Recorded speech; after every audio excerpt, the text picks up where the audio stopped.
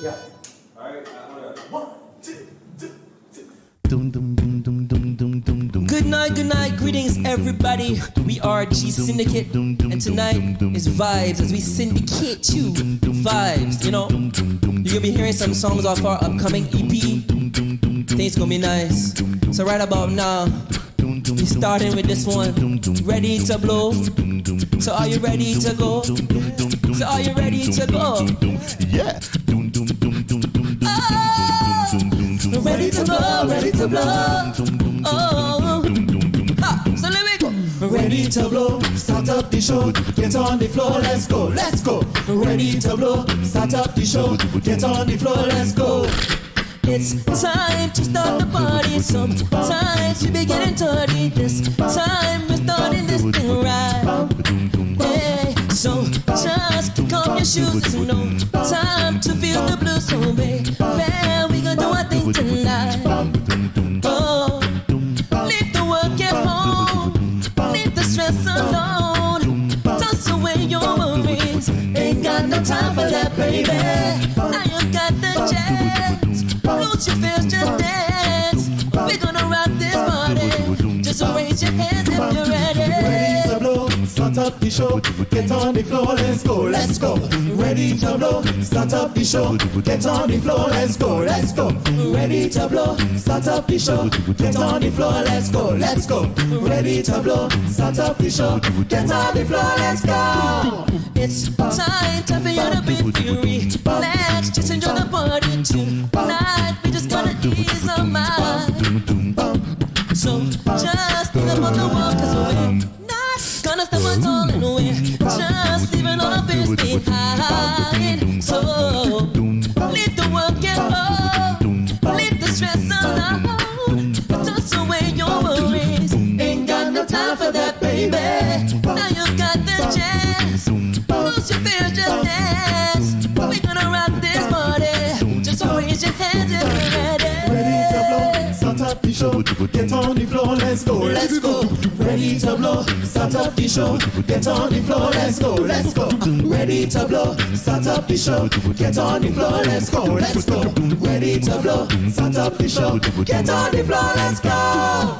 Let the music take control. Let it seep into your soul. When the bass line starts pulsating, feel the stress evaporate. Let it bring me to your mind. There could be no better time to get on the floor, 'cause we're just ready to blow.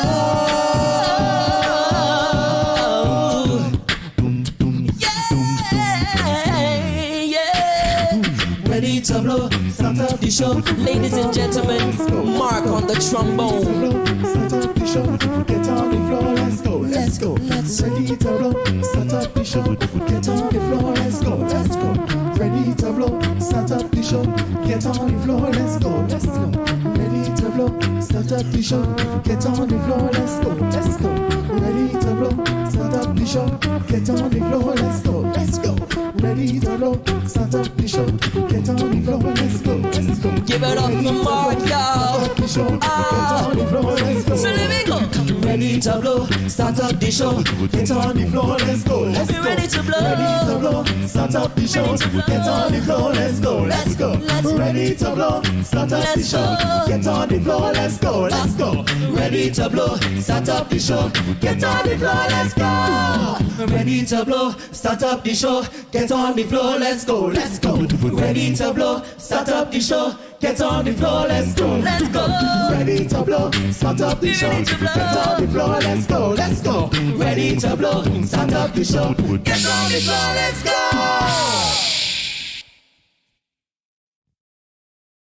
Yes, folks, good night one more time. We are G-Syndicate.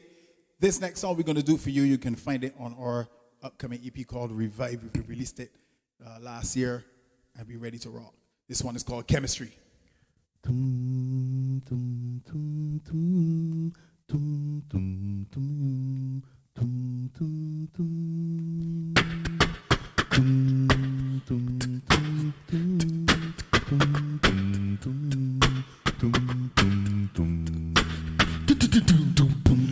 Hey girl, hey girl,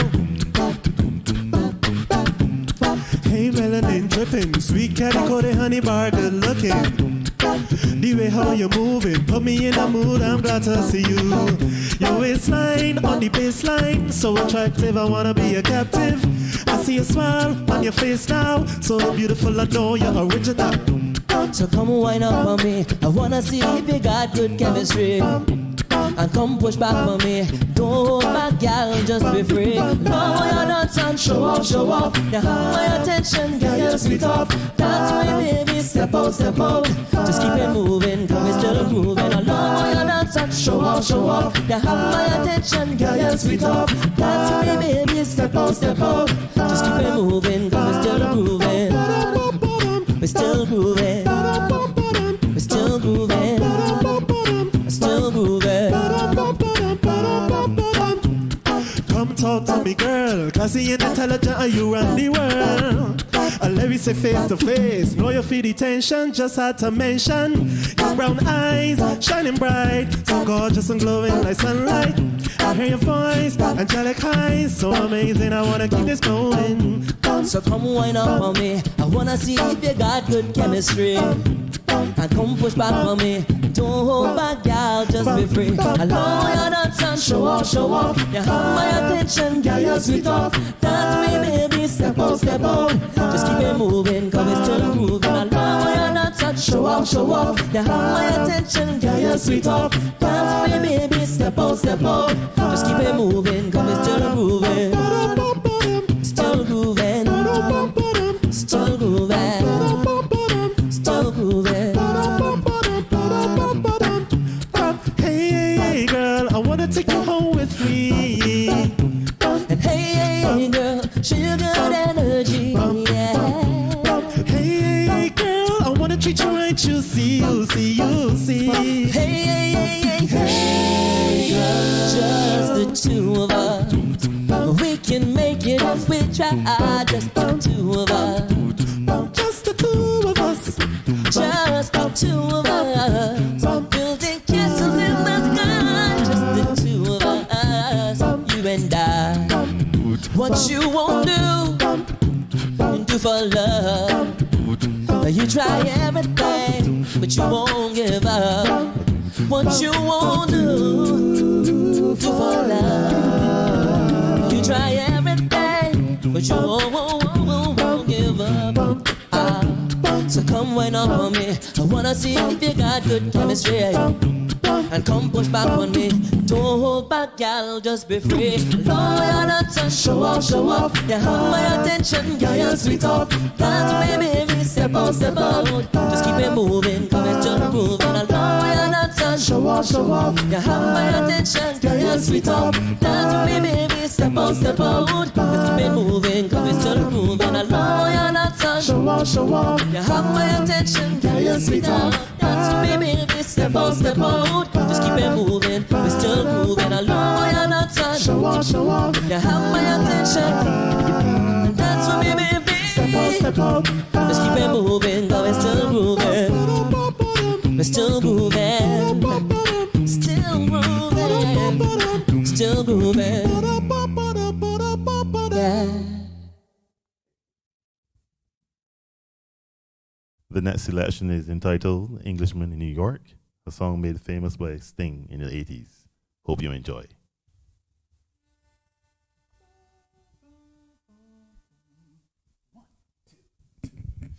I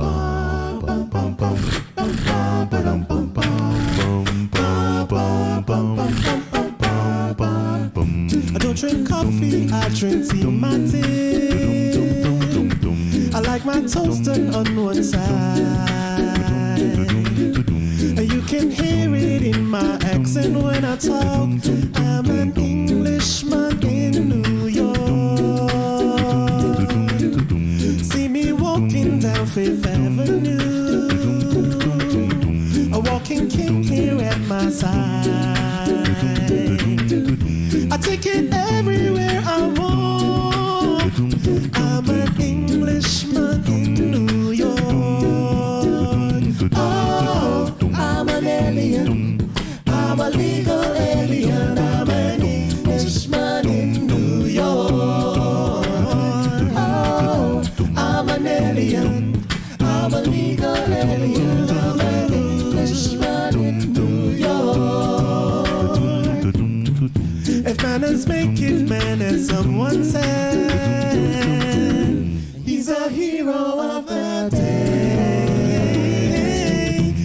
takes a man to suffer ignorance and smile. Be yourself, no matter what they say. Oh, I'm an alien.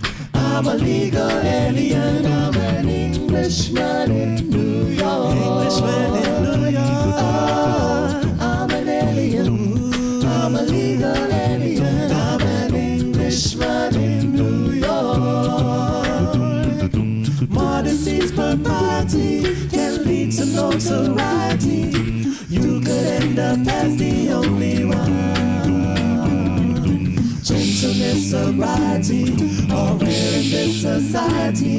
At night a candle's brighter than the sun. In New York, concrete jungle where dreams are made up. There's nothing you can do. In New York, there's more than combat gear to make a man. There's more than a license for a gun. Confront your enemies, avoid them when you can. A gentleman will walk but never run. If manners make it man, and someone said he's the hero of the day. It takes a man to suffer ignorance and strive. Be yourself, no matter what they say. You know you sing at home. Oh, I'm an alien. I'm a legal alien. I'm an Englishman in New York. Oh, I'm an alien. I'm a legal alien. I'm an Englishman in New York. Englishman in New York City. I'm an alien. I'm a legal alien. I'm an Englishman in New York. Englishman in New York. Oh, I'm an alien. I'm a legal alien. I'm an Englishman in New York.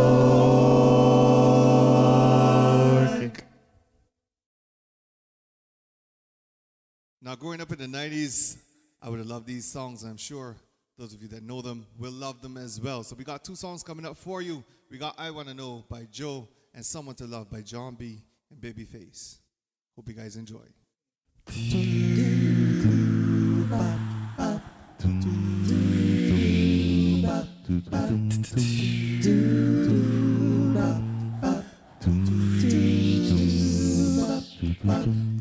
It's amazing how you knock me off my feet.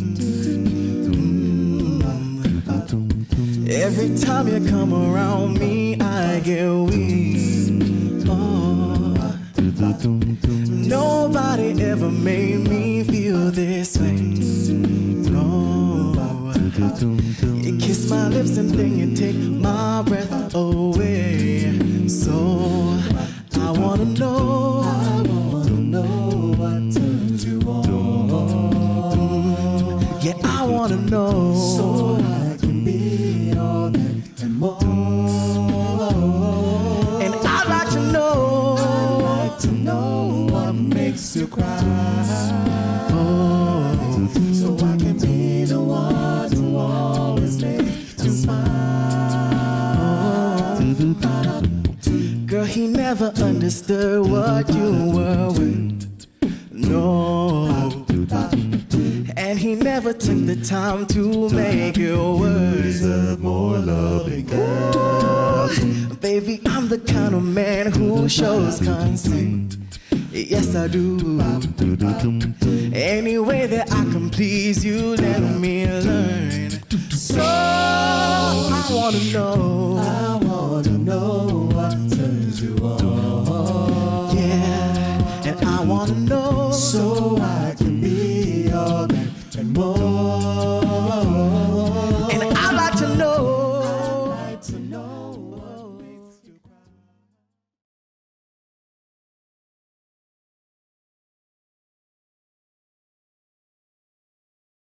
Warning. What you are about to hear goes against traditional romantic counsel expressed by friends, family, and Instagram memes and quotes. Open-mindedness is advised.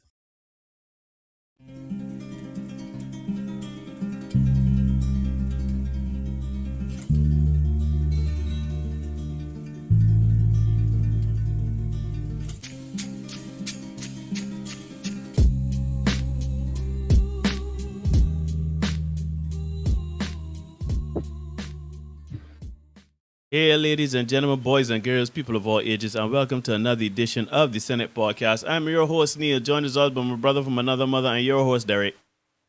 Heal. It's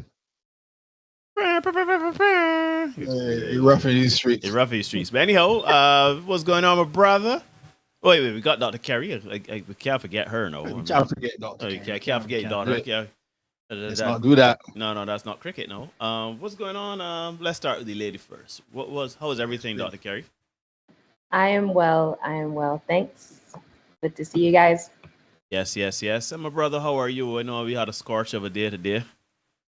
Yeah, man. Tell me how it is. I was contemplating doing this show shirtless. It really was. I don't know. I don't know if you're ready, if the internet is ready for that. Shit. So I just decided to hold it down a little bit. So find the lightest thing I could find and rock that and come out, you know? Rock and come in. Anyhow, right. So, ladies and gentlemen, we are indeed the Senate Podcast. Derek, you gotta tell the people about G-Syndicate, man. You can't do that. You cannot tell the people about G-Syndicate. People know, tell people. Guys, man. Kiamal, Vader, Mark, Brett, and Hugh. Doing good things. We got rehearsal tomorrow night, and we had a little opportunity to be a part of a little project from as far away as Japan. So that's good stuff. Oh, you're traveling? I wish. But we trying to get that sorted out, so that we can be a part of that. It's something for, I think, World Peace Day or something like that. I can't remember. Nice. Mark has all the details. But we're trying to put together something for that, and there's a next project we're working on, and then of course we're going to be in the Sage Bar and something else they call it, Bar and Stage, right? We're going to be in there October 14th. It's been pushed back just a little bit. We're going to be in there October 14th, and we are preparing to bring a lot of action in that crank. So those of you who are under the sound of my voice, feel free to come on out. I can't remember I think it's $20 to get him. Yep. That's free of VAT and SRL and all the other taxes that you might be thinking about. Cheap. Come through, check the man, because as I said, it'll be enough action both there. We are going to keep it cheap. So come through, check it out. Shout out to you guys. Check us out on G-Syndicate6.com. You can check us out on everything at G-Syndicate6, that is .com, Twitter, Facebook, you here on YouTube, and also on SoundCloud. And then if you want to check us out on Instagram, you can do that at G-Syndicate6 as well, but you got to spell out 6. So if once you can spell 6, you should be all right. You should be all right. Ladies and gentlemen, check us out. Check out G-Syndicate. They're good fellas, man. They're all right. And, they are planning to do big things going forward. So I'm glad to hear, Derek, that things are happening and things are moving and shaking. And of course, you're going into that time of the year where the closer we get to Christmas, the more opportunities you'll be having and creating for yourself and the guys. Yeah. We actually recording some stuff and all. I see you got some new visuals there, so I see y'all teasing for the social media, new visuals coming and thing. I see y'all doing the marketing, God damn it. We're doing things. We're trying. Yeah, that's all we can ask. So check out G-Syndicate, ladies and gentlemen. And of course, we are the Senate Podcast. Please remember to like, comment, share, subscribe, hit notification bell so you don't miss anything. We do content for you 5 days a week. Along with this space, Tuesdays and Thursdays, the live stream. With this is non-Ditsy Doodle space of the Senate Podcast. Every Tuesday and Thursday at 8 p.m. We also do Mondays, Wednesdays, and Fridays the Senate Shorts. Those are a bit shorter bits of content. Those are sometimes a bit lighthearted and dare you say wild. But those are, as Derek says, we are reporters. We are not the creators of the content. So check us out. Give us a like, comment, share, subscribe, hit notification bell so you don't miss anything. Like the content, share the content so we can build the content. And let me just shout out the people in the chat. We got a few people. We got Tango Fox. Greetings to you, my brother. Glad to see you, Marlon overseas. But I would believe right now you're here overseas. Doing big things. I'm glad that you're sparing a moment to shout the man and watch the man. Shout out Kevin and his family. Thanks very much for joining us. We got Cherish. Good night, Charmin. Glad to see you too, my girl. said Dr. Kerry, so well, good night, Senators. Dr. Kerry, how are you? Well, we are great. Glad you are well. Hope you're well.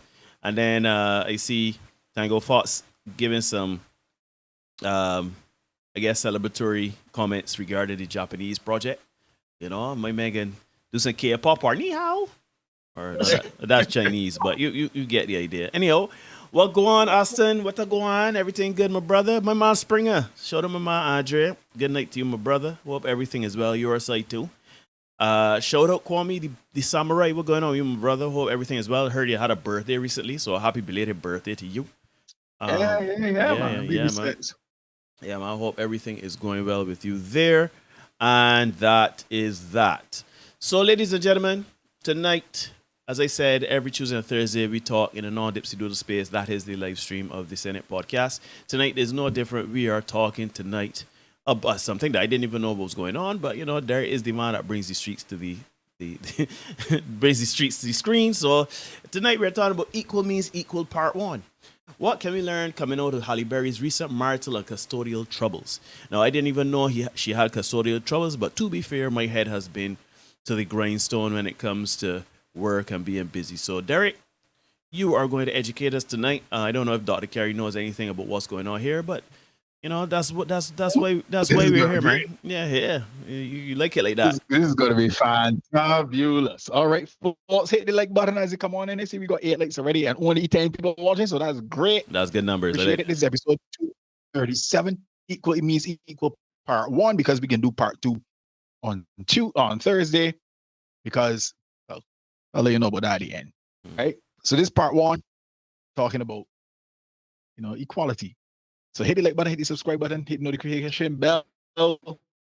We are cheese on, buddy. Likes coming in. I appreciate it. I am grateful. Thank you so very much, folks. Let me crank. No, tonight, folks, we are going to take a look at this very lovely Halle Berry. Okay, hold on. Just give me a minute because here we're working to. Let me say it for you. Say, I do not want you guys to believe. Don't worry. I give you a little. Yeah. I want you guys to believe that I am here to do a hit piece. That is not what I am doing here. This is not a hit on Halle Berry, right? Let me say that up front. That's most definitely not the case. Even though it must be said, I did an article that explained why she is, quote unquote, to blame for her disastrous love life. So Neil just showed them very quickly. All right, just I'm not lying. That is actually the name of the article, right? Right. Let me get the look at the why Halle Berry is to blame for her disastrous love life. Blame her disastrous love life. I Right forgot there on that. screen, of course, it's from the New York Post, right? Of course it is. But this is not a hit piece. Today is not a hit piece. Because here on this channel, we like to discuss concepts. So that is what we're going to do. We're going to look at the various concepts which spill out of the scenarios at hand as usual. And that is what we're going to do tonight. Now, we can safely say that Halle Berry is widely regarded as one of the most beautiful women. Not just right now. Maybe 50 years ago. We're talking about a history, right? To this day. To this day. Right, Halle Berry, she put on screen for the people there near. She did. One of the most beautiful women in history. She's also one of the most recent celebrity women to have to pay child support to her ex after the dissolution of their relationship. Yeah, that's what we hear about tonight, Dr. Kerry. It must be no his fault, before you really get into it, that Halle has been trying to divorce this man for 8 years. Yeah, no. She's been trying to divorce this man for 8 years. But their son is 9 years old. Right? Just, do with that information what you will. Now, I'm not saying she only wanted a donor. I'm not saying that at all. But the timing is really coincidental. And for those of you who feel that a woman would only want a child, but that a woman wouldn't want to only have a child and have no use for a husband or a partner. Do you remember this next video? Run it for us, please, Neil. Mom, before I be a wife. Really? Period. That is very interesting. I just rather cater to a child Than the husband? Than the husband. And when you're a wife, You don't need to get no, but when you just think when you're a wife, you're a mom. You still have to find time to be yourself, and I'd rather just find time to be a mom and just be myself as of right now. Okay. And well, I get it. It's just I'd rather be a mom right now. So that's a very interesting point of view. Yeah. No, I get the take. I respect. No, it's very interesting indeed. Right? So we know that the concept of a woman just wanting to have a baby, not necessarily have a husband or a partner, is not entirely far-fetched. We know that. We've seen that before, right? Now, Halle has been ordered to pay support to the tune of $8,000 per month, $8,000. She get off like women. Dude, that's literally what one of the next sentences they got written here. I mean, in the grand scheme of things, 8,000 for a multi-millionaire. You can find out money in your coach, you know what I mean? Mm-hmm. But she's been ordered to pay this $8,000 per month, and women are losing their minds over the fact that she has to pay her ex-husband, Olivier Martinez, this particular set of money. Anyhow, the lovely ladies are pissed off on social media, so let's check this post from Hollywood Unlocked. Mm-hmm. You're on screen when you're ready. And it reads, Halle Berry finalizes divorce from Olivier Martinez after splitting 6 years ago. Halle to pay $8,000 a month in child support for son. Mm-hmm. It goes on. Halle has to pay $8,000 a month to Olivier. He will also pay an additional 4.3% of all income she receives above $2 million. Damn. She already pays her first baby daddy $8,000 a month in child support and 4.3% of any annual income she receives over $1.95 million. Mm-hmm. That's from TMZ. Let's go on.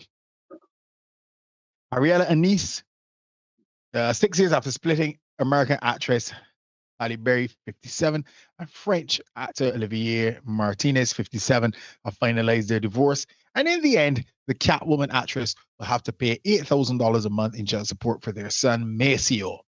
In July 2013, Berry and Martinez got married, and after 3 years of marriage, they split in December 2016. During their union, they welcomed the son, Maceo, in October 2013. Now, despite having a prenup in place, the ex's divorce remained open as they still had other issues to be addressed, like custody and child support. Nearly 6 years after their split, TMZ reports that the exes have now agreed to a formal custody and child support arrangement for their 9-year-old son. As of this month, legal documents were filed in Los Angeles County Superior Court, and it is reported that the Oscar award-winning star will now have joint legal and physical custody of Maceo, and she will also have to pay her ex a whopping $8,000 a month in child support, taking care of 100% of Maceo's expenses from health insurance to therapy, private school tuition, extracurricular activities, and more. Berry will also pay an additional 4.3% of all income she pulls in above $2 million. And as for the custody agreement, Berry will have custody of her son from Monday to Wednesday, while Martinez will have him Wednesday to Friday. And if there are any school closures, custody will vary. The ex-couple also agreed to alternate custody of their son on the weekends. I'm going to say alternate. It might be alternate. Who knows? Furthermore, this document say that the former couple's son will be enrolled in individual and family counseling, which Berry and her daughter Nala, from her relationship with her ex-boyfriend Gabriel Aubrey, whom we already discovered she got to pay some money too, can sit in for during the family sessions. However, it is noted that Berry's current boyfriend Van Hunt is not permitted to participate. Now, it also must be noted that Gabriel Aubrey and Olivia Martinez, apparently they came to blows at one point a few years ago. That is in the other article that I'm choosing not to share with you guys at this point, right? So, that is the article. However, folks, as we all know, the entertainment is always in the comment section. So let's go to the comments now, Neil, and read what people had to say. Mm-hmm. So this lady says, so these men have no income at all? Somebody says no wonder she went. This guy says no wonder she went to black men. White men have showed her fire LMAO. Not a white or black thing, but we can get into that in a minute. Joint custody, and she still have to pay him. Maybe she'll learn to leave white men alone and get better attorneys. It's not a color thing, folks. Do the kids live with their fathers? I'm confused. Her lawyer must be part of the other team, because what the heck is this? Ali needs Cardi's lawyer ASAP. And please note that this person who said that was the first person who asked if these people have got no money, if these men have no income, right? I'm confused though. So she don't be wanting primary custody because why she always got to pay them? $96K a year. I wonder if it's taxed. This wife 50-50 is some BS. I will be damned. I would go fast, bro. I think Halle needs to call whoever Cardi being calling because Cardi hasn't lost a case yet. What percentages on her future earnings? At this point, I would leave California and file again in a red state. So no the one left with Democratic and go Republican, right? This person asks, what child needs $8K a month? Oh, Lord, we can't take it no more. The fact that y'all women so confused and asking if she need helping take care of the kids and if she had a good lawyer is sad. Y'all don't ask not a damn question when a woman getting child support. I come into that in a minute. This next one reads, because men are supposed to be the providers. If women have to mess their bodies up, be sick, be out of work, go through hormonal changes, psychological changes, pretty small due to having or carrying a baby, then why does she have to be the provider as well? It's too much on the woman and it's not fair. Most women won't take a man to court unless he's doing nothing for the child. We know that's cap. Anyhow. This guy says it's funny how women now have a problem with child support and the amount in the comments. He asks who is her lawyer. She doesn't believe in prenups. Ain't that much love in the world. Gentlemen, take note. Okay? Take note. These screenshots are informative and hilarious to me because we are now hearing women complaining about the very things that men have been complaining about for ages. Shout out my man Hugh in the house. I see Buju Vama, Steve in the house, and Kevin Hunt. Shout out Kevin. Big respect. These are the things that men have been complaining about for years.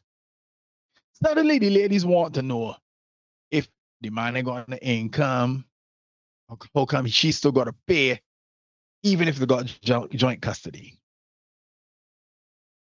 What the ladies and a lot of men don't realize is that the court is unconcerned with the gender of the parents, or certainly not the race at this point. The court is considered or concerned with the parents' ability to earn, and more often than not, women get involved with men who earn more than they do. And that's why men is get blind. Because guess what? You earn it more, you get court, you gotta pay. That's just reality. Women look for men, generally speaking, who are on their level or make more. And then as primary caregiver, you can go pay as a man. That's reality. Unfortunately for Halle, unfortunately for Halle, she is the person who earns more. Therefore, Halle can go to pay. That's reality. Now, here's the thing, folks. I do not want you to believe for one moment that it is only Halle who's experienced this, right? She is simply joining a long list, well, not long, but a list of prominent women within the past year and a half, 2 years, who have had to shell out some cash to their less prominent exes. So, Neil, let me get ready. Let me come down the road, right? We got Adele. Adele had to pay her ex-husband, and apparently he get out licking. He get a good couple million out of that. Then we got Britney Spears. She will most likely have to pay her soon-to-be ex-husband, Sam Asghari. And this is after she notoriously got Federlined about 20 years ago, right? Remember, she had to pay Kevin Federline some money for the first set of children, right? And this is interesting because I think she was actually cheating on him or something like that. This is the current husband. I think she cheating on him. She was doing his thing. So now she can go pay. Mary J. Blige, my girl Mary J. Blige, she had to pay Can't do what he's at. And to be fair, in the interest of fairness, Kendu was doing the utmost most. Yeah. He said the utmost most in terms of the settlement claims that he wanted. Because he wanted Mary J to pay support for children that were hers. Mm-hmm. Yeah. So he got children from outside relationship. I want Mary to pay for them. And then to pay for his living expenses and his car and all kind of thing. Pay for his mother and all kind of strange things. And she ended up having to break him off a good piece of change, right? Mm-hmm. Then we got Lizzo. Let me go off on a small tangent. Let me touch on Lizzo, right? We got Lizzo. We added Lizzo to the list, but we got added Lizzo to the list for a different reason. Now, Lizzo is not paying an ex-lover. Let me be clear. She's not paying an ex-lover. But she may be required to pay some ex-employees. Mm-hmm. Lizzo is facing all sorts of accusations for fat shaming of all things, believe that or not, discrimination, sexual coercion, and essentially creating an unsafe work environment.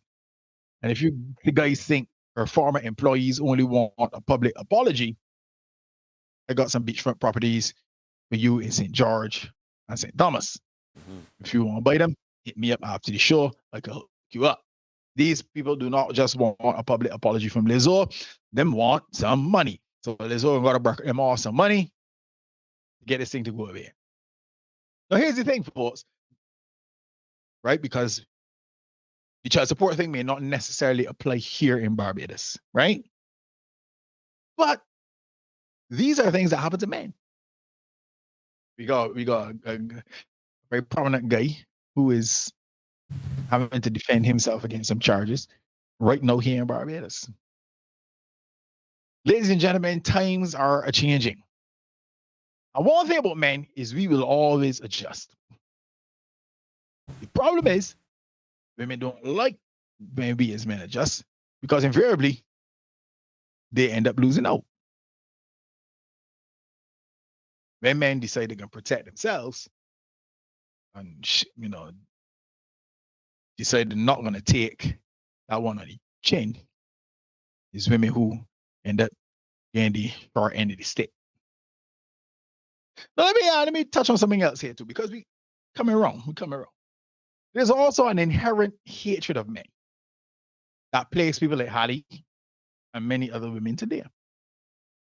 Women and their advocates and surrogates. There is this pervasive belief that all men, and by extension, masculinity, is toxic. If you doubt that, I got 2 clips for you. So shout out MTR, Mediocre Tutorials and Reviews, for these next 2 clips. These are 2 clips of Halle Berry. You got to listen to what she's going to say on the first one. She's on a podcast talking. And then the second one, just hold on to your hat, right? Mm-hmm. Shout out to MTR. Mm-hmm. Let's get it in 3, 2, 1. One thing to what you said, that is so true, because I have a 7-year-old son, and I have realized what my job is in raising him. If we want to have a future that's different, you're right, that's where it starts. And you made me think of how many conversations I've had with him, say since he turned 5 years old, about the differences in boys and girls, and I see how he's taught to feel like he is superior at 5. Pay very, very, very close attention. Then girls are. And I'm having to painfully break that down for him and really give him a new perspective and make him challenge those thoughts and ask him to identify where that comes from and if he believes that or not, and challenge what he's just sort of subconsciously getting from somewhere. But I can tell that because we're having the conversation, he is going to grow as a deep thinker on the subject. He's going to be determined not to just accept it, because I keep challenging him all the time. Well, why is that for girls? And why is that a girl's color? And why is that less than you? And it makes him stop. And he has to really start thinking about it at 7 years old. And so I know that's what I, as a mother, have to continue to do. Mm-hmm. Important word, Halle.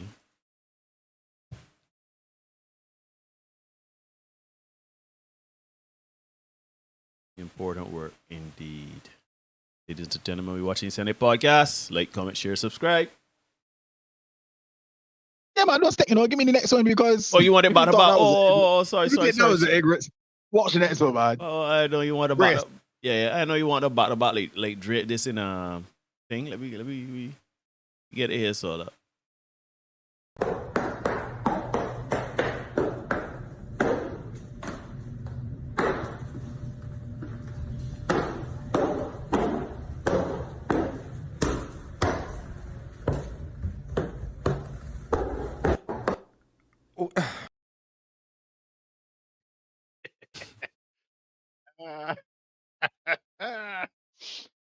Ah, boy, I love it. I love it. I love it. I love it. No. Nah, man, you ain't gonna say nothing to that. I No, you ain't gonna say nothing to that. all right. It's what it are. Yeah, you ain't gonna say nothing to that. It's true. It's true. Yeah, my child. Yeah, my child. Exactly. It's not your child, man. It's not my She do what she child. want to. Now, one clip, we got Halle. She has her son trotting around in her heels. And in the other clip, she's trying to make the world believe that her 7-year-old son is of the belief that he's superior to women. 7. Yeah.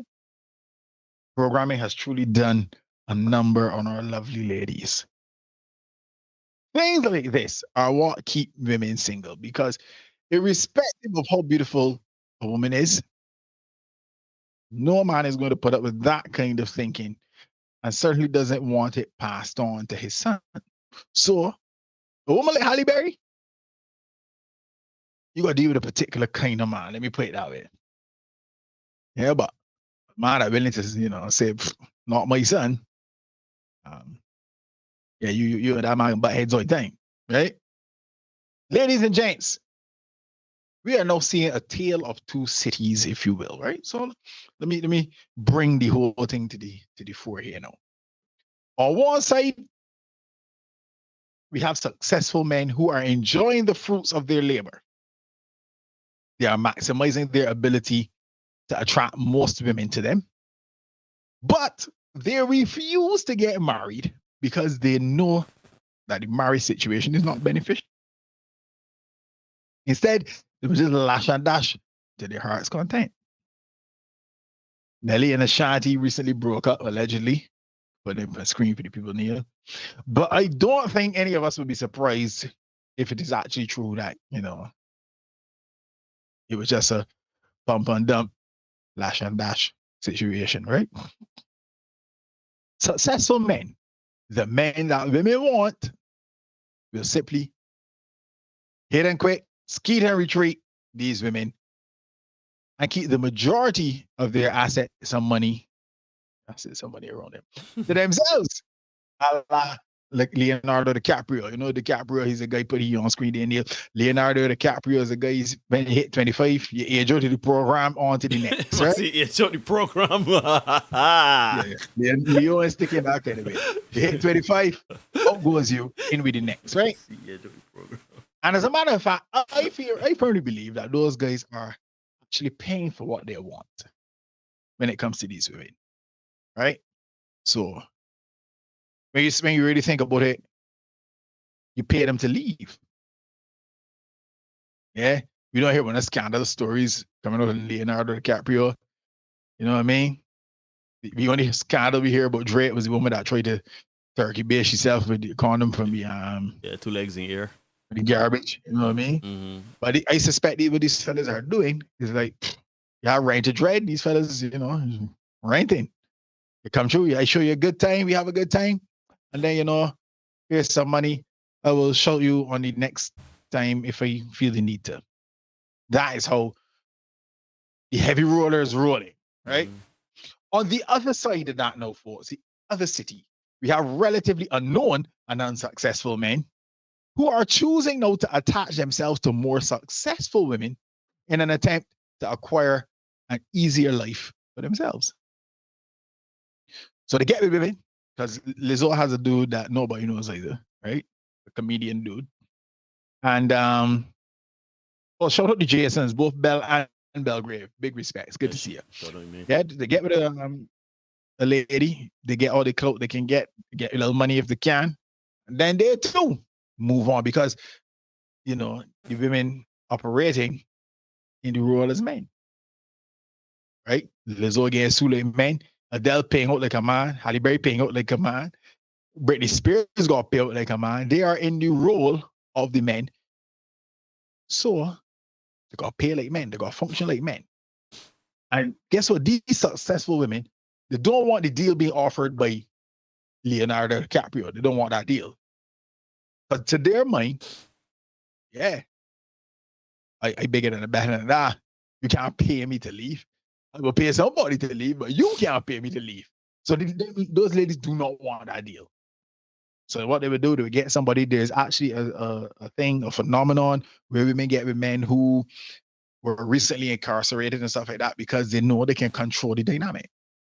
This is stuff is proven. You know what I mean? Check Dr. T. Hassan Johnson if you don't me as he, right?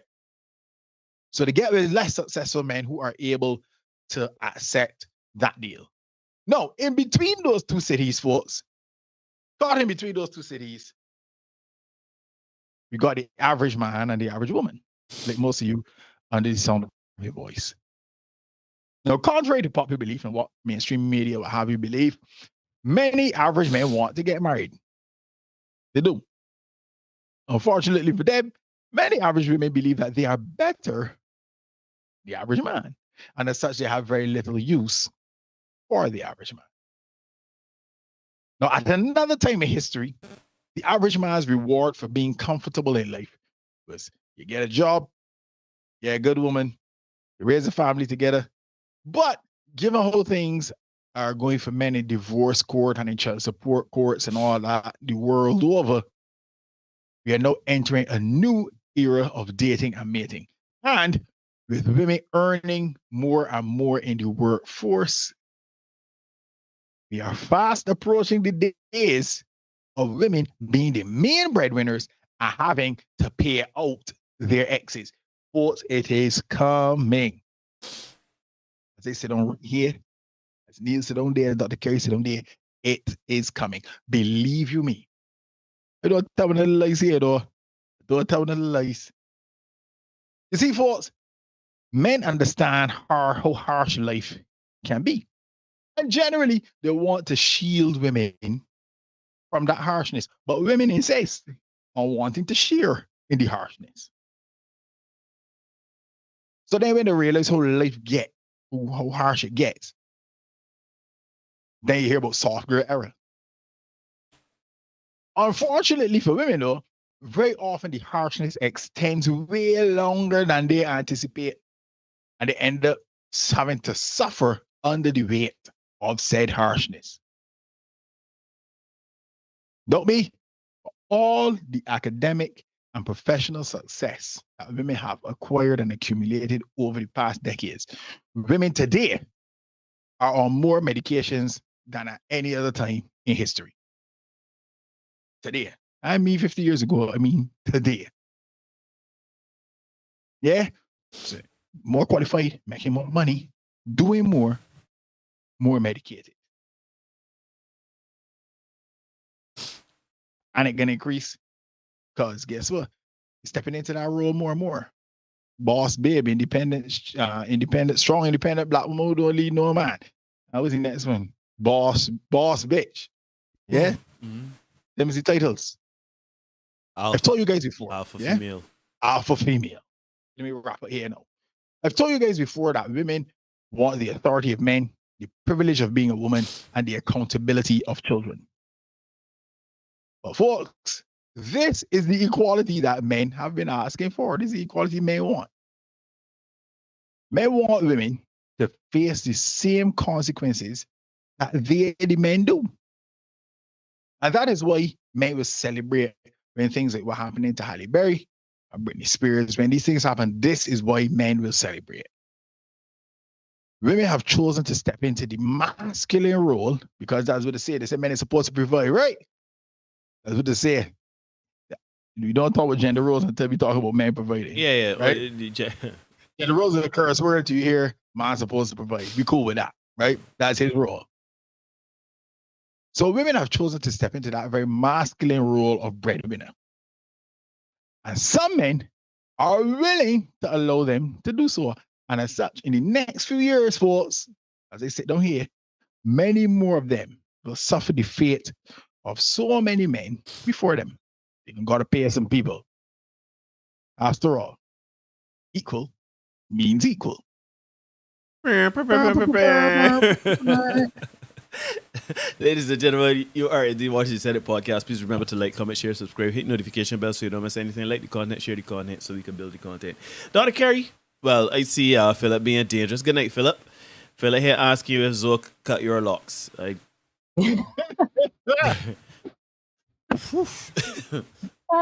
Ja. Yeah, I'll leave that right there. Dr. Carey, in all seriousness though, so as Derek has just laid out very eloquently and very efficiently, we are seeing the trend of women having to pay for child support in situations where their significant others or husbands, and usually it is high-profile women that are doing so. Do you have a problem with that? Can you see an argument being made that because of gender roles, because a man is supposed to provide, and certainly these men are not poor men, do you think it is indeed fair that she should have to pay child support, or any woman should have to pay child support, and should it be as enormous as some of these sums we are seeing? Yes, I do. Because to Derek's point, if we as women fought this notoriously great fight for equality and, desired to take on certain competencies and skills that put us in certain positions to acquire what we have acquired, then equal is equal. When it's time to pay up certain things and do certain things, and you step up to the plate because it's part and parcel of what you asked for, right? We can't be all of a sudden so selective, like, oh, wait, hold on a second, I'm still a woman. I didn't want that portion of it. I wanted this part of it. That's not how it works. So this is why I've always said that the argument should have been a matter of equity and not focusing on equality. Right? And a lot of people for so many years, for too long, which is why we're in the position we're in, have conflated equity and equality to mean the same thing. And it's now that many people are coming to the recognition of the fact that, oh God, we've screwed ourselves over, that we are, we're out of the ballpark, so to speak, of being able to actually make things right. We've messed up a lot of our relationships. We've messed up a number of our children with all of these so-called ways of seeing things and empowerment and strong woman and independent woman and all this kind of stuff. And I always say, my mom always used to say to me, a bird can't fly on one wing. Shout out Natalia. Natalia used to say that too. Yeah, it is never going to happen. It now go happen, right? It'll never up. So yes, when it comes to this argument and many other arguments where women are all of a sudden crying foul, but yet for years we were marching and asking for equality, I think we do. This is stuff that we've brought on to ourselves. So here we are. But here's another question, so I can play devil's advocate here, and this is really for both of y'all, right? So, I understand we're talking about equality here, but let's speak a bit about the role of a man versus the role of a woman. Now, I know we're going to traditional gender roles, and I know there's a very ticklish and slippery slope, but let's use it in the case of the fathers or the men, right? Now, men are supposed to provide for their children. That is time immemorial. That's what men did. Men went out, provided the physical, and they went out in the world and brought home things, while the women provided domestically and in nurturing. Now, is there a way? Is there somehow some way or some argument that can be made that while we are certainly empowering women to go out there and work and to strive, this has nothing to do with what a man does. Let's take that out of it. Women are going out into the workplace and they're doing jobs regardless of ability or sex or gender or whatever, right? So if we take that component out of it, we say women are going out there and working and they can do and have positions that any man can have. but there are still traditional roles that should be and have always been adhered to. Do you think that even though we are empowering women to, certainly encouraging them to go and work and be able to provide financially for themselves based on the progression of our societies over the last few millennia or so, can an argument be made for men still having to provide as they have always traditionally, and this entire exercise in women paying for child support of men, especially when they too are the primary caregivers, is this something that actually makes sense? So, what I think is happening and is going to continue to happen until things fall completely apart is this push of the envelope, right? Women doing more than what traditionally a woman was supposed to do, and it's spilling over to certain points. Be careful now, Dr. Carey. You said doing what a woman was supposed to do. Be careful now. I know. So I'm going to expand on this. So, I'm not talking about being barefoot in the kitchen, slaving over a stove and pregnant with a 16th child. I'm not talking about that, right? I'm talking about the keeping of a home, the creation and keeping of a home, the follow through on the desire to rear children, the willingness to be a man's comfort and balance, as well as, tag team. Like that is for me, that is how I see the balance and the tradition of traditional woman's role type of thing. So I think it's going to come to a point where things like what some women are experiencing now that you guys have featured here, you have so many patron saints at this point who are all alone by their lonesome self, crying in the dark, like, it's so lonely when I come home. It's so, this when I travel, I could only do so many girls' trips. At some point, I want to, all the stuff that you hear them say. So there's an overflow now of things that women are doing more often than they should be, dare I say. Mm-hmm. And it is causing this imbalance.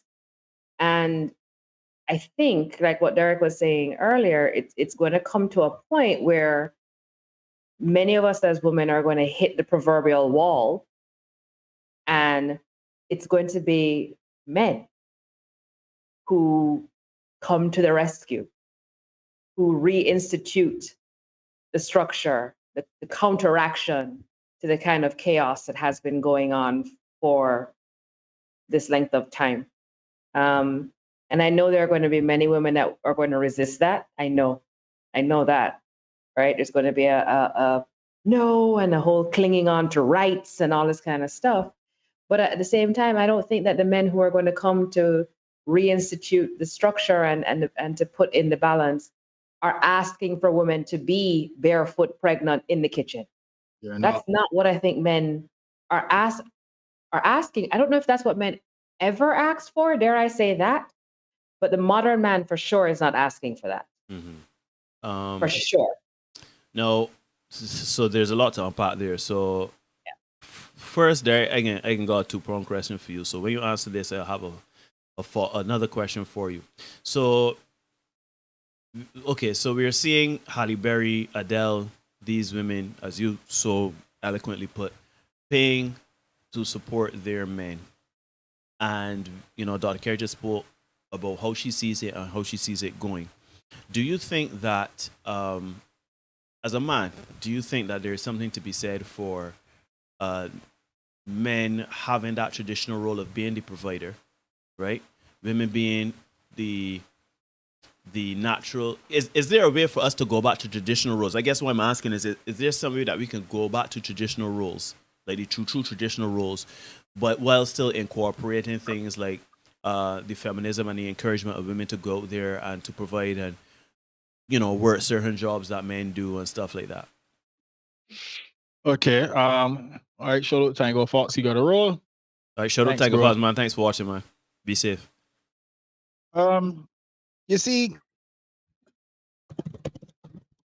first of all, to Dr. K's point about the pregnant thing, you're right. That is not what men today are looking for, right? Men growing up today have not seen that.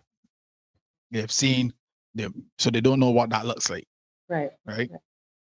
I know about Neil. I'm certain Neil did not see his mother barefoot and pregnant. I didn't see my mother barefoot and pregnant, right? Getting, dealing with Mr. and all that, and the color purple. But we didn't see that, right? Okay. So that's the first thing. So that's not what men want. Now, given the fact that women are earning more and more, they're going into fields of employment, self-employment. So a lot of women going into the nail tech and what's called esthetician. Yeah, a lot of women going into that work. Even if it's on the side hustle, they got saying put on and they say the house a little salon, and that's what they're working out of. They're able to earn their own money, right? A lot of women are also in more professional fields, are earning more money. So the days of I bring home the bacon, you cook said bacon, those days are, I won't say gone completely because I don't think they ever will be gone. They're close to this. So there can be a fella who is a gas station attendant, but he girl that he supporting. However, he getting it do. He said, "Our man, he supporting he girl, however he getting it do." So those days are not gone, but there is more of the dreaded 50-50 that comes into it because women want to contribute. Well, so they say. They never really do, but they say they do, right? It is necessary for men to understand the dynamic and say, you know what? Even if there is a split, you can't go, or you should not try to go 50-50, right? You need to be able to pull your weight as a man somehow. So even if it's the case that you paying 2 or 3, 4 bills, or you pay 3 or 5 bills, because we understand. Again, they had the study that was released a couple of years ago. Said that the average Bayesian is earning $2,500 a month. We all know that money, right? We get it. So if you woman working for $2,500, again, because that's the average thing. So we assume that most people making that. That's $5,000 between the two of you, 60 grand a year, right? So there will have to be a split somewhere along the line, right? So we get that. That's a given. No, the challenge that comes with the traditional masculinity and the traditional gender role is when we wrap it up or wrap up masculinity in the ability to pay bills or to finance something. When we wrap everything in that's where the problem comes. Because there's way more to it than just that. But so very often you get caught up with I make more money than you, so you can't tell me nothing. Until a such time as like, oh Lord, they got said piece of hair, they gotta kill them. They got somebody bumming down the door. I ain't know who it is. I frightened. Go and see who that is. Right? Now all of a sudden we want masculinity. Right? Now all of a sudden it's like, oh shoot.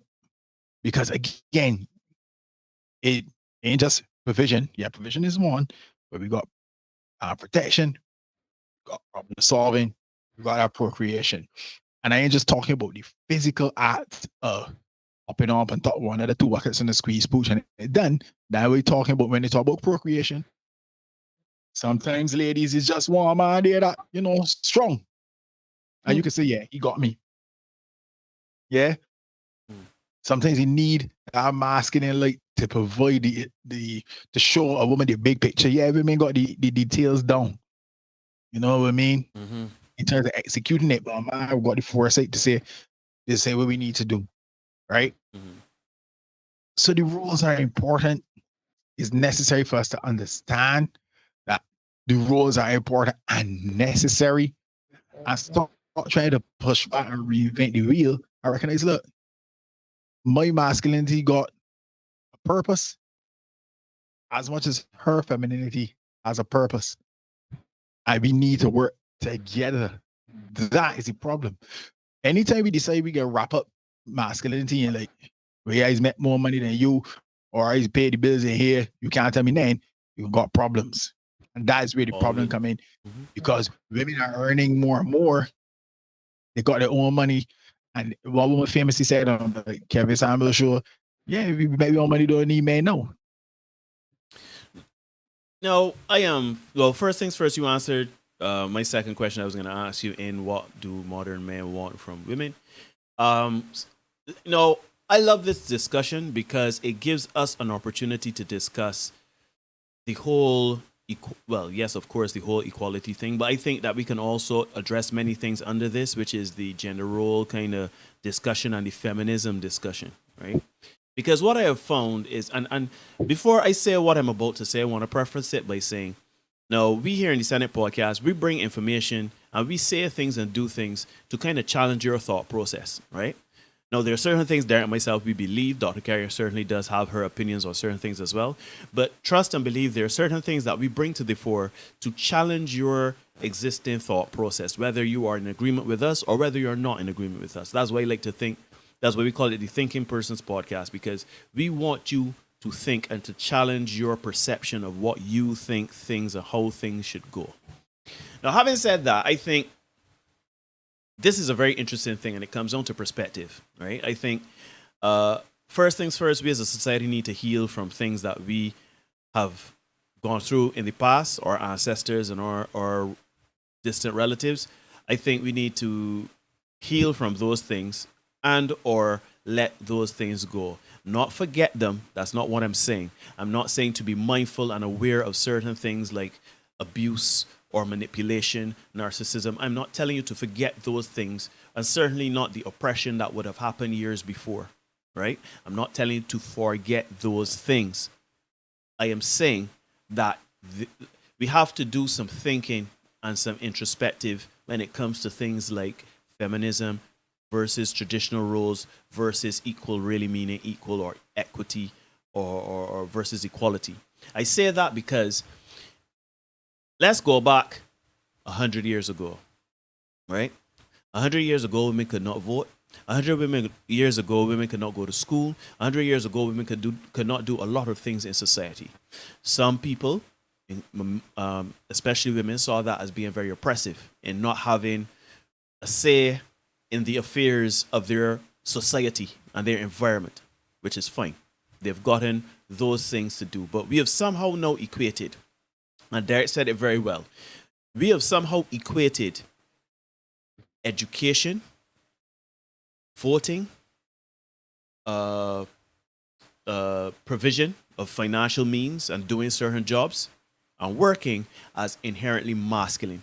Well, really and truly, those things were really always something that humans should have done. It's just that humans used to put the cart before the horse. We men in certain areas put a monopoly on certain things, and in the interest of protection of women or whatever you may think, oppression, segregation, whatever, men said, let me make sure that we handle these things and let the women start home and do what they gotta do, rear children, whatever, right?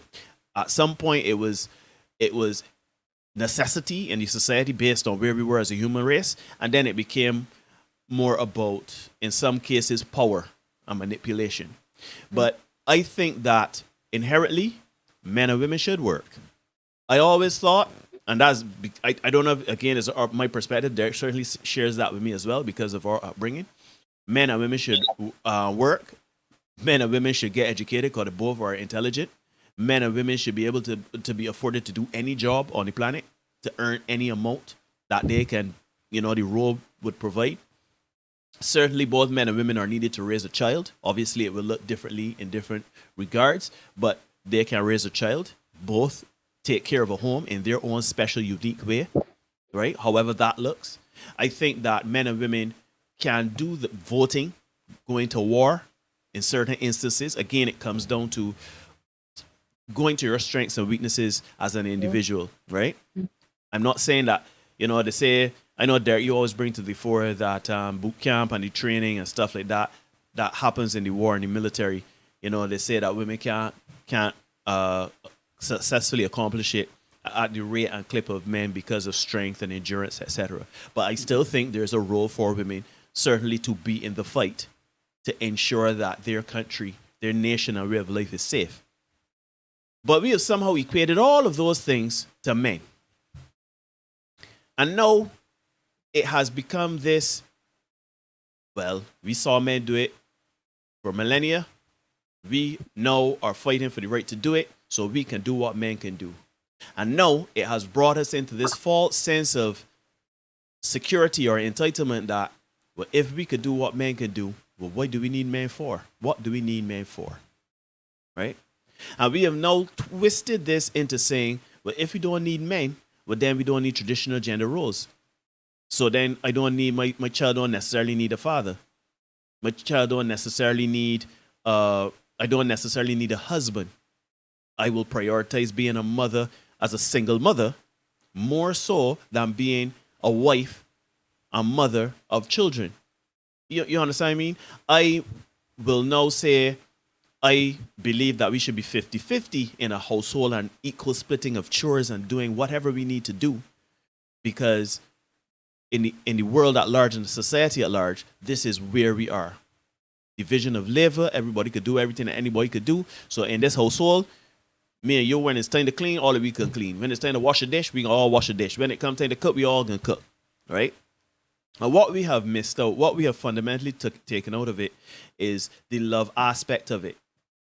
We've taken out the love and we've taken out the understanding of human, or rather, not even human, but because we are creatures just like the lion, just like amoeba, just like any other class of creature on the planet.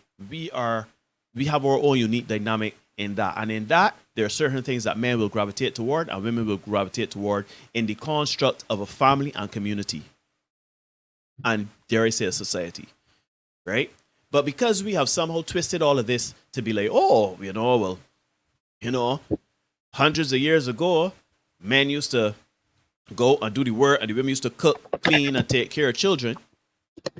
So now that women could get the education to do these things, then we can do anything a man can do, and we don't need men. And if we don't need men, if a man certainly comes around, he got to not only divide the labor, but he still has to do his traditional gender roles. And that's where I think some of this confusion is coming from, because women want traditional men. I don't care what nobody tells me. Women want traditional men and men want traditional women. Don't mind what you see on TikTok, Instagram, and all them things. Don't mind what you hear these people saying podcasts. Shoot, I am here to tell you, men and women want traditional men and women. Whenever you talk to women that say, oh, I don't need no man, I'm an independent boss, this, that, the next, the third, and you hear and see these actions, when you really get them on a one-on-one, or you see them posting, as Derek say, let them talk long enough or post long enough, they can tell upon themselves. They want to be romanced. And in the dynamic of that traditional romance is the gender role. Mm-hmm. So, and then too for men, yeah, you say, oh, when a man like the Brazilian butt lifts, and when a man like the patting the pum pum and calling my name, and when I like the push a hand in your pum pum and put the thing in my mouth, and when a man like action, right? But when we say we don't want that, when we say that, we're not saying we are not attracted to that. We're not saying that that is not something, you want. Like the cakes. Yeah, but rest assured, we ain't carrying on that woman to meet mama. We ain't looking to wife that woman or impregnate her. I mean, she might get impregnated now, but that was never the plan. You understand? Men ain't looking to wife no woman that put Beijing two part in the pussy and calling the man name. I'm sorry to tell you this. And any man that can come and say, man will say, I like that action, and then try to figure out a relationship out of that. But no man certainly goes in a fair or goes on social media and say, that is the mother of my child there. That is the woman I'm going to marry. That is the woman I'm in love with. Not in a serious sense. So what has happened is we've twisted twisted traditional tradition. We've twisted tradition.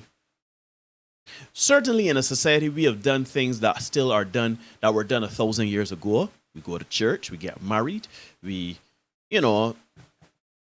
make sure that we pay our, we clean, wash, bathe, we do things traditionally. So, I thought it was my phone, but we do things traditionally, right? But yet still, when it comes to this component of the man-woman thing and the romantic thing, we have taken out the tradition. And that to me cannot make sense. Ladies and gentlemen, we are fooling ourselves. We have been fooling ourselves. And with the advent of things like feminism and how that has been perverted to this point with fourth wave feminism, and how we are now in a social media instantaneous, anything goes on social media for clout, likes, and clicks, we have twisted the narrative and are now fooling ourselves that we don't need men, we don't need women, or we need women for easy access to sex. We've twisted it. The marketplace now is unstable. It has been saturated. It is now, it has become something now, and that is why you see things like the divorce rates going up. That is why you're seeing things like single motherhood going up. That's why we are seeing things like antidepressants and certain things going up. So Zoe checking in for his nightly. Yeah. Zoe, Zoe, if you're watching, just give her. We try to get her out of here in half an hour or so. Just bear with her, huh? Yeah, just your bread, right? But so I think what we need to do is we need to go back to the drawing board. And a lot of us are fooling ourselves out here. I say it all the time. Do you know how many women out here are saying, I don't need no man. I could do all by myself. I don't want nobody telling me how, when, and where to go. I don't want this. I don't want that. It got to be 50-50. But then we'll come and tell you, I want a man to get up on one knee and propose to me. I ain't proposing to mine. I want a man to plan a day and take me out. I want a man to somehow take charge of my life and make the decisions that I think men should do. I want a man that can look and fix my car. All of that is rooted in, as Dr. Carey said, the duality of where we are in today's experience. We have been forced, we've been led asunder, we've been bamboozled, led astray. We have had the wool pull over our eyes, ladies and gentlemen. We have not adapted to the times. Derek and Dr. Carey talk about reinventing the wheel. We have not updated the wheel. That's the thing. The wheel is the wheel, but we realize that the terrain changed. We realize that the weather has become harsh. We realize we have not. It's like, imagine the Model T Ford from way back in the day. But the man said, well, shoot, but this is good, 40 kilometers an hour. It moving, right? As far as I'm concerned, ain't need the wipers, ain't need the roof. This is the pinnacle of human evolution. This is transportation. This has eliminated the use of horse and carriage. So this is it. We don't need to do nothing here today. And we had never evolved. We have never updated and upgraded the vehicle to what it is today. Well, shoot, where we would be, we would be still working in the villages. We would be still limited as we are in human existence. What we did is we improved and improved and improved and improved. And now we got cars that start the satellites in space. We got cars that drive themselves. We got cars that's charged on electricity. We got cars that's parked themselves. All because we have innovated and we've upgraded. But we've not done that for relationships and dynamics between men and women. We just get to, one day we say, you know what, this Model T Ford ain't working. This ain't making sense. We need to drive something else. But what we do is we say, man, look, we got to make our own thing. We got to start riding tricycle now. This ain't make sense. The car, nah, I ride in a boat. Nah. But we ain't improving because we all still moving in weird ways and slow. Sorry, go ahead, Dr. Gary. So I was going to say that that's your perspective. A lot of people are going to tell you otherwise. Of course. Relationships have improved. And, women have improved, men have improved, all this kind of stuff. But there is both positive and negative to improvement.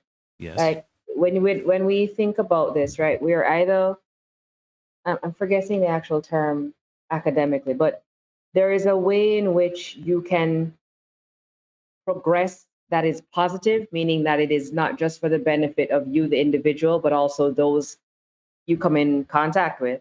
And there is a way that you can progress that is negative, where it's just you that may be progressing, but to the detriment of others. And what I think, in my observation, my experience of things, human beings have progressed in a way that has become detrimental even to us. right? That Like is nothing but a word. it's all nice and wonderful that we have cars that can park themselves, right? But It's in our best interest. the materials that make up that car came at a serious cost to somebody's community and village, or life for that matter, knowing how some of this stuff is actually found and dug up and mined and all this kind of stuff, right? And dare I say that out of all the species and entities and beings on the planet, why are human beings the most twisted? Do we see lions and pandas and whales trying to be something that they're not? But we are evolved, right? We are superior to those. We are right, superior to those now. So evolved that we're pushing certain envelopes beyond limits, boundaries, beyond reason. Beyond reason, I think, is what we've been doing. And so that is why, to Derek's points earlier, we're going to continue doing that when we think, on a small scale of men and women, and how women are constantly wanting to drive this empowerment thing up the wall to the point where we're slamming into the wall as women and not recognizing how ridiculous we're looking. Right? And I know a lot of women might be like, oh my God, how dare she say that? That's insulting. We literally look at your results. Let me tell you, look at your results. We're looking like some clowns out here as women. I'm embarrassed sometimes to be around certain women because of just how they talk, how they carry themselves. I'm like, what the hell are you doing? Like, what are you really doing? So there is a way to progress within reason, and that is beneficial not just to you as an individual, but to for the benefit of others.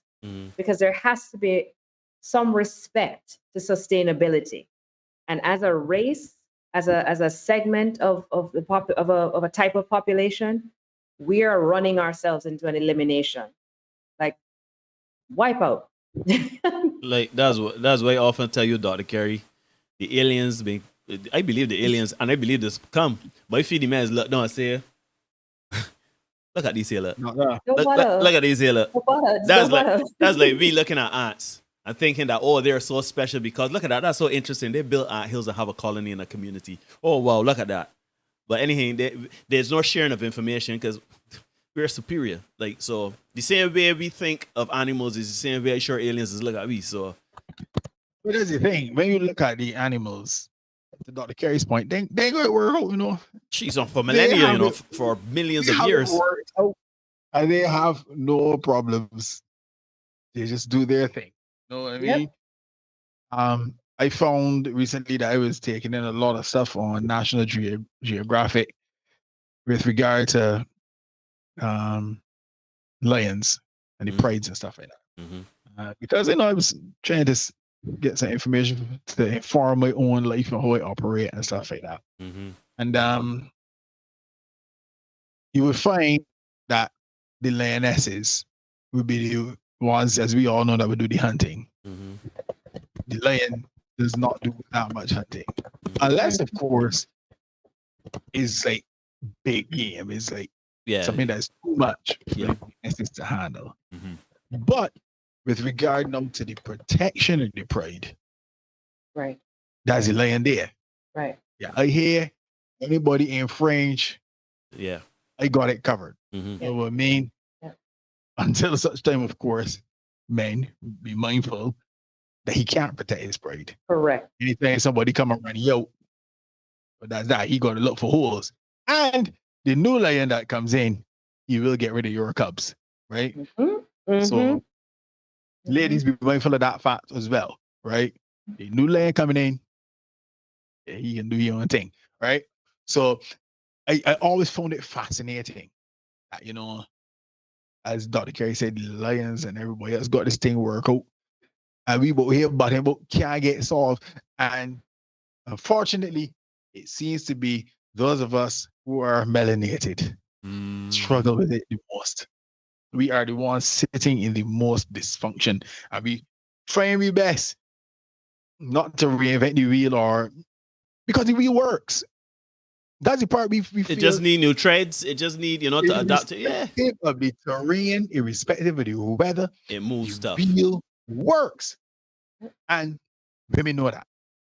because they will always come back and say, as you said, Neil, a man will propose to them. They may propose to the man. Yeah, they want man to Yeah, provide for they them. will always go and look for a man that can provide for them on a particular level.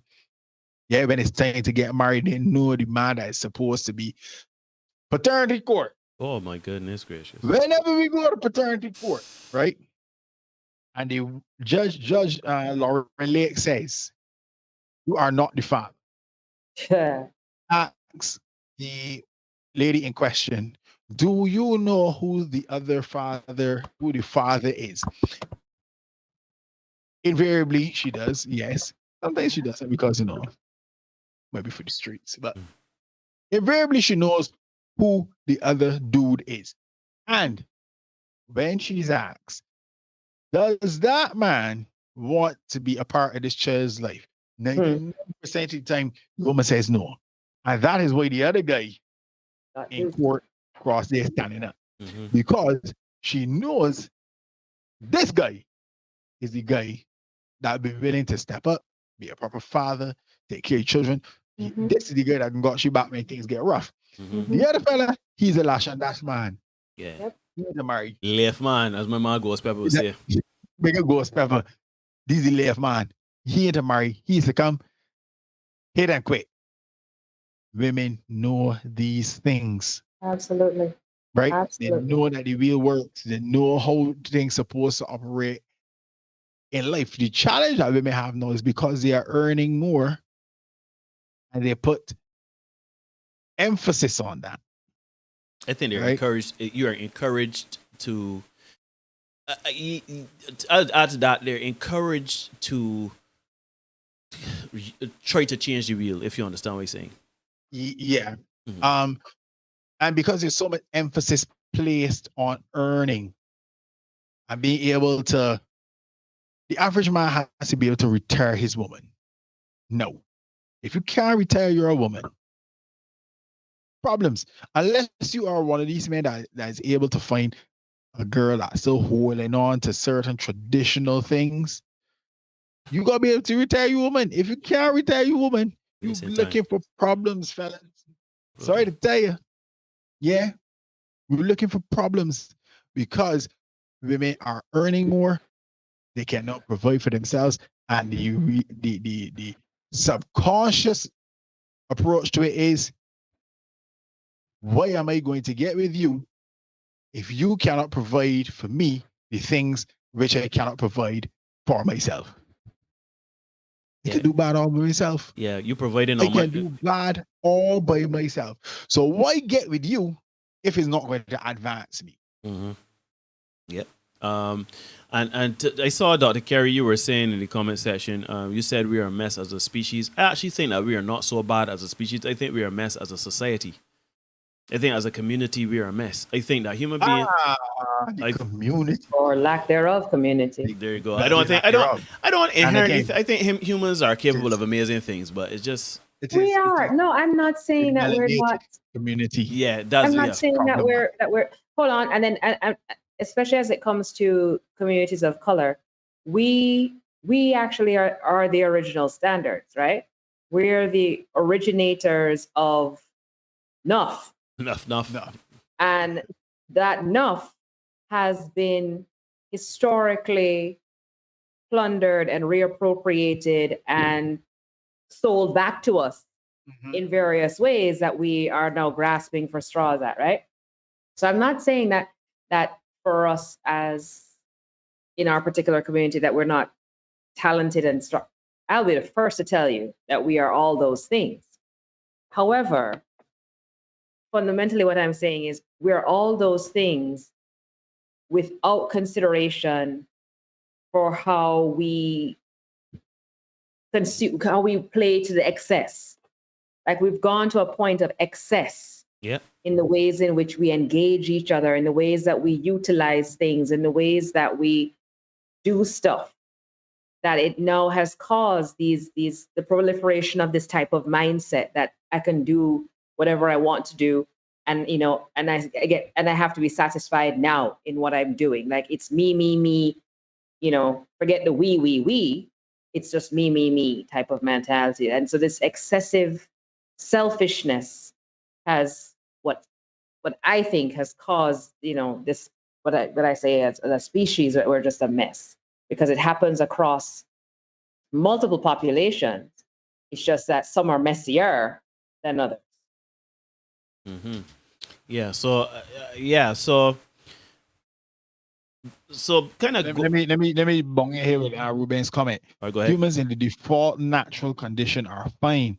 It is this screwed up social programming, and that is where we are. We're really talking about be toxic in your 20s and all kind of thing. Yeah, With so much, and because we consume so much of it, especially as blacks, we consume so much of it. You know what I mean? Is what we. My mother said, you cannot eat corned beef and shit out caviar. No, you cannot. You cannot. Yes. So in the end, now coming back to the whole paying like child support and stuff like that for women and things. I think this is the monster that society has created. I think this is the Frankenstein's monster that has been created, the monster of feminism, because at the end of the day, you all push the narrative that equality is equality. Equality is equality now. When you open up that door, if what is equal for a man should be equal for a woman, then ergo ipso facto that should be so for the reverse. Mm-hmm. So you are going to see things like this happening more and more and more. Oh, can I just throw a complete wrench in that? Go ahead, do your thing. A wrench, not to negate what you're saying, but to further prove what you're saying. This is what I'm saying about pushing the envelope beyond a level, because now what we're seeing, right, is that women's equality has gone all the way up to now meet this movement of the transgender situation, where I am being told by men that I don't have a monopoly on a period.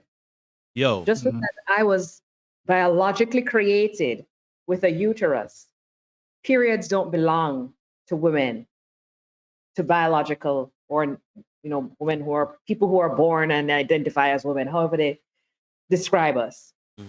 So this is what I'm saying about pushing things beyond, without regard, without respect for what is and has always just been, because you now have a particular feeling that you have entitlement to something.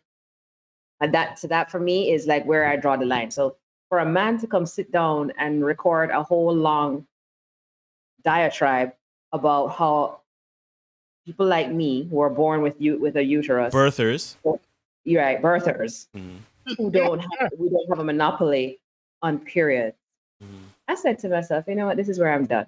This is where I tap out. No, I agree with you completely. I think this is exactly, right, Derek and I always say they got certain thoughts that should remain just that, a thought. But I think a lot of us don't process thoughts, or we have the think that we're so profound and we share that ideology and it becomes this thing. What I think has happened over the last certainly 70 years is that certain ideologies have been pushed to the fore. Things like equality, a lot of conversations around equality, a lot of conversations around roles, a lot of discussion around identity. Now, what that has birthed now is you got any marginalized group or perceived marginalized group now has a right and has now the leverage on society to enforce their ideology and their way of life. Yes, because of the feminism and equality movement. So like for example, right, the LGBTQ community, they obviously were, again, started, I think that's a fantastic movement, especially for the discrimination of certain minorities and groups. Like we saw some atrocious things happen or continue to happen across the globe when it comes to homosexual, lesbian, queer people of various identities and the cross spectrum of that sexual space, right? So of course, you must have a movement that can bring awareness to these things to stop things like discrimination and downright violence against people that live an alternate lifestyle. What has happened now is that these things feed into each other. And now we have things like people saying, I don't, or you don't, women don't, sorry, birthers do not own the monopoly on periods. You now have things like people saying that, you know, fat phobia is a phobia. You are afraid of fat people, and if you don't date a fat person or date a transgender woman, or if you work out, if you eat healthy, if you showcase and highlight your abs and your body and you working out in a gym, you are essentially rubbing it in fat people face that they are not living a healthy or a perceived healthy lifestyle. So like it brings the questions now, all of these different things, and they're being twisted, and they're forcing people. Again, I think that all of these things are well intentioned and indeed necessary for the addressing certain issues in the public sphere. Feminism, the LGBTQ movement, things like, you know, like certain men's movements. There are certain mental health, certainly. There are certain things that are necessary for the society to tweak and upgrade the wheel. But we have twisted all of this now to be a functionary exercise in I don't even know what, right? Right? Because there are people that literally are look at it on this show, right? We literally showed a video one time of a fat woman walking about a downtown metropolis city, walking on there, metropolis. She got on a black lingerie. She had on lingerie, right?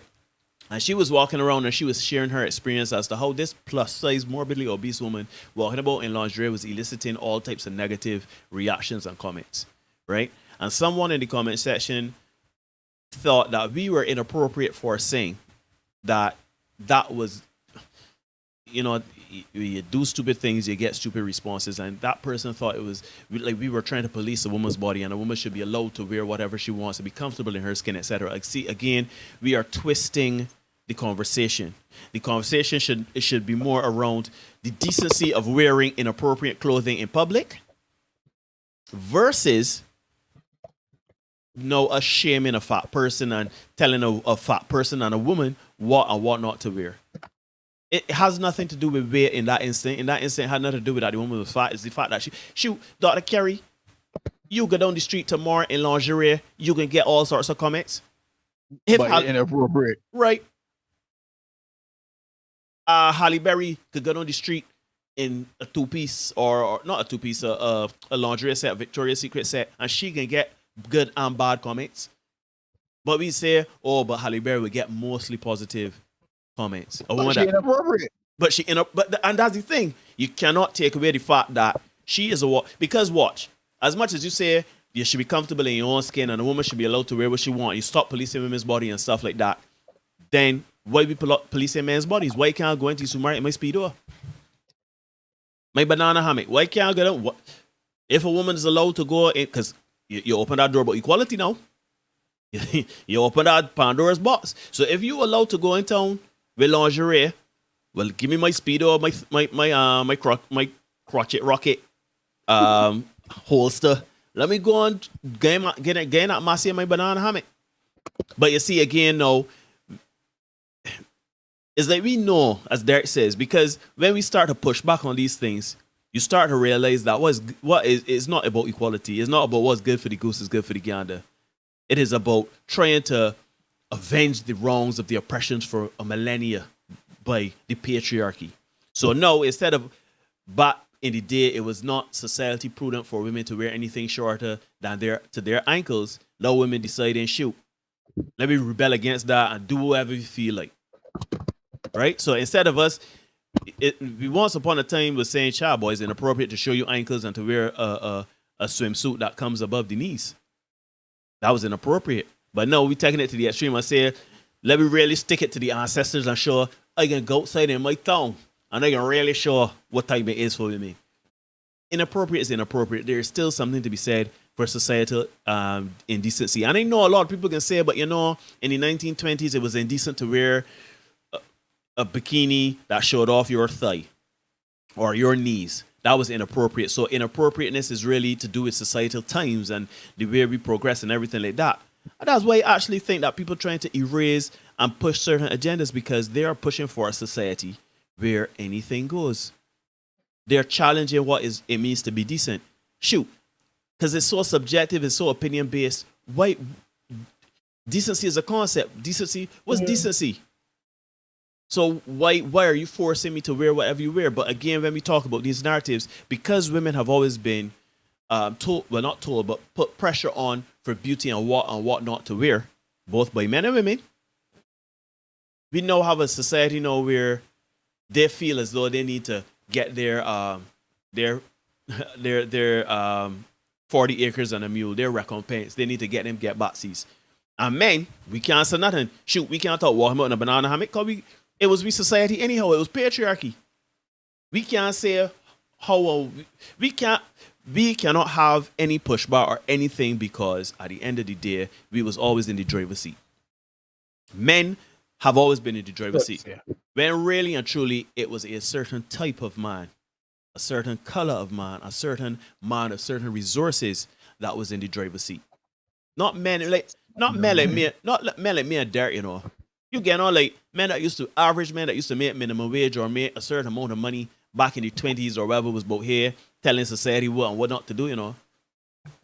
That man was just looking to get up and provide for them family here.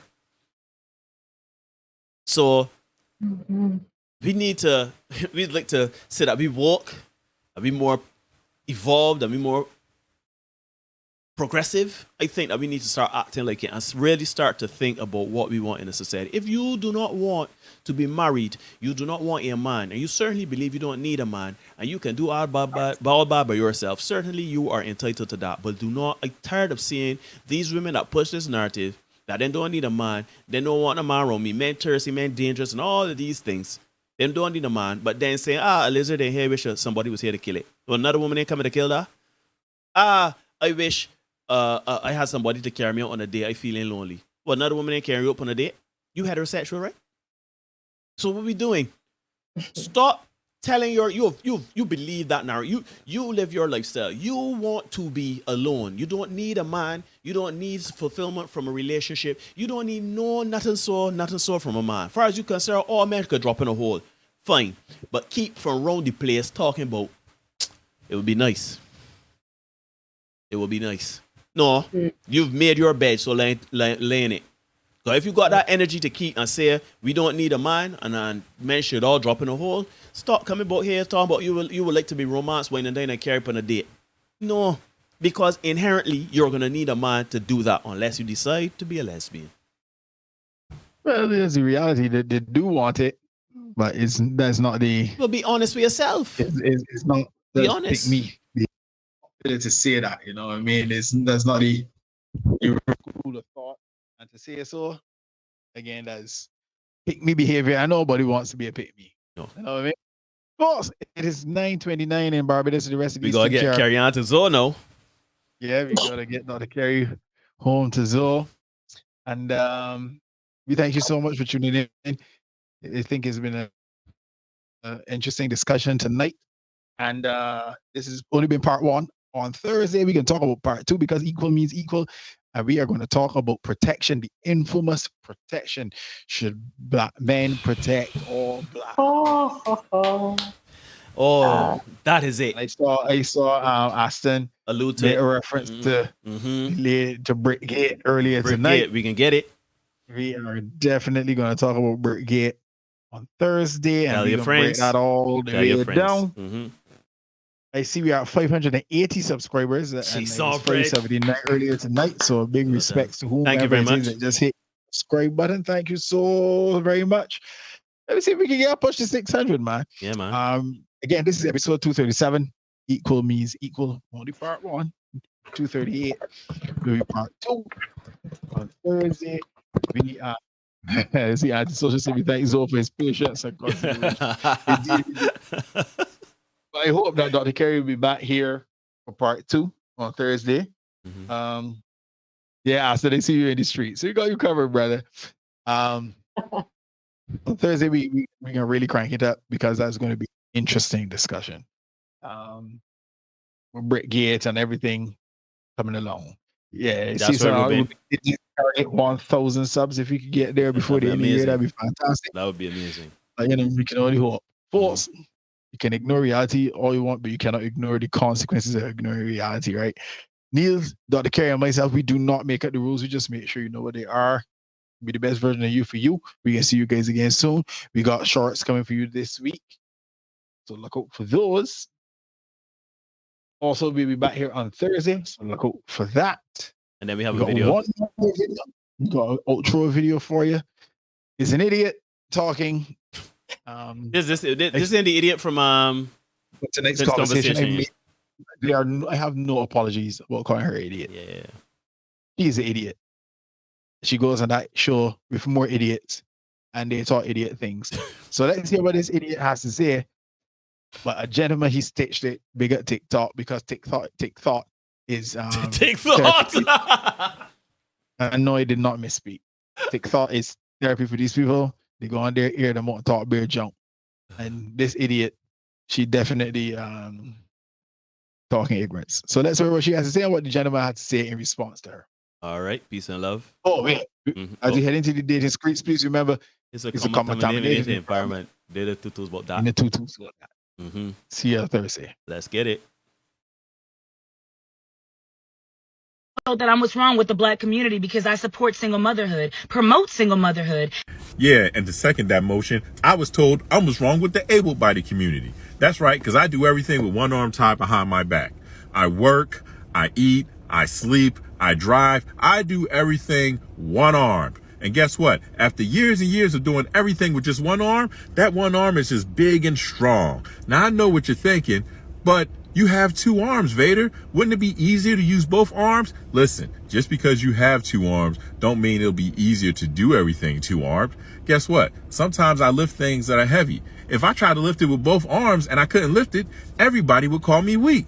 But if I try to lift it with one arm and can't lift it, everyone gives me admiration for trying. And if you think anything I said made the slightest bit of sense, you and this woman deserve each other. Just because you can do a thing does not mean you should. Peace and love, people. Be safe.